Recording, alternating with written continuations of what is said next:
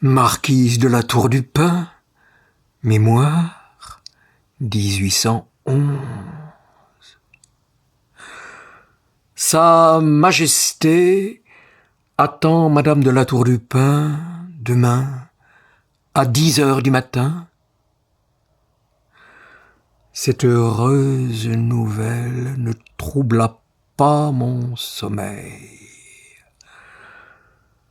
Et le lendemain matin, après avoir avalé un grand bol de café que Claire avait fabriqué de ses propres mains pour me réveiller l'esprit, disait-elle, je partis pour Trianon. On me fit attendre 10 minutes dans le salon qui précédait celui où Napoléon recevait. Personne ne s'y trouvait, ce dont je fus bien aise, car j'avais besoin de ce moment de solitude pour fixer le cours de mes pensées. C'était un événement assez important dans la vie qu'une conversation en tête-à-tête avec cet homme extraordinaire. Et cependant, je déclare ici, dans toute la vérité de mon cœur, peut-être avec orgueil, que je ne me sentais pas le moindre embarras. La porte s'ouvrit, l'huissier par un geste me fit signe d'entrer, puis en referma les 2 battants sur moi. Je me trouvais en présence de Napoléon. Il s'avança à ma rencontre et dit d'un air assez gracieux : « Madame, je crains que vous ne soyez bien mécontente de moi. » Je m'inclinai en signe d'assentiment et la conversation commença.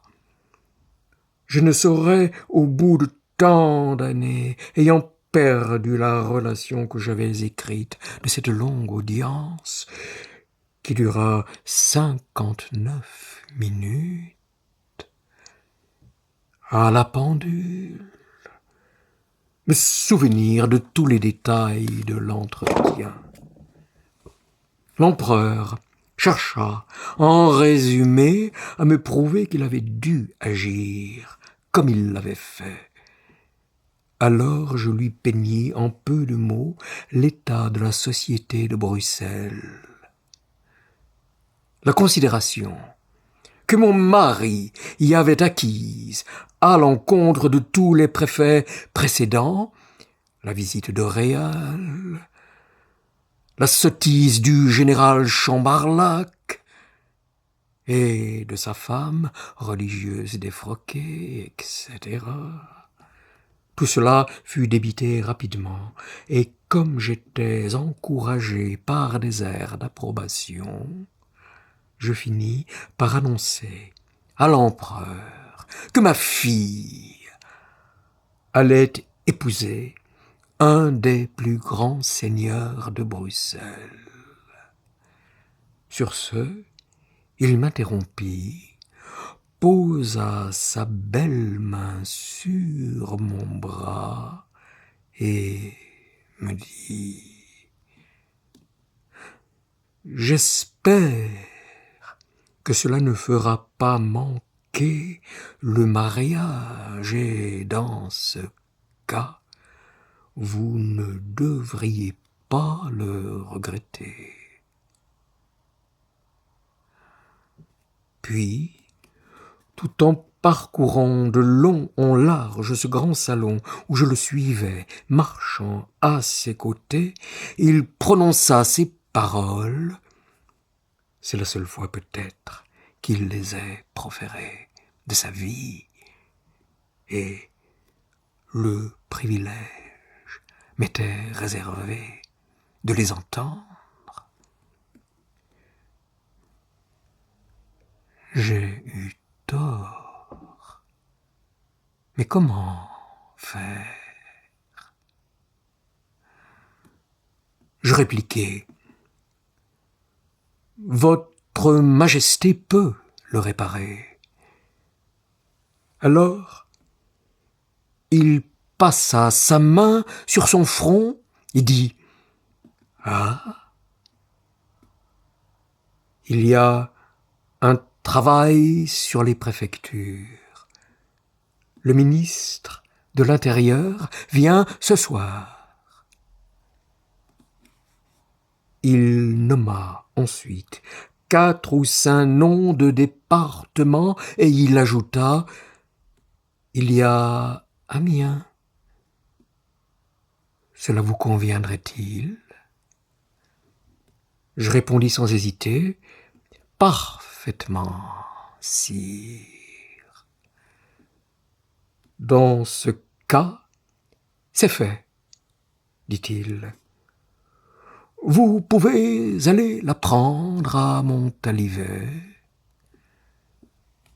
Et, avec ce charmant sourire dont on a tant parlé, à présent, m'avez-vous pardonné? Je lui répondis de mon meilleur air.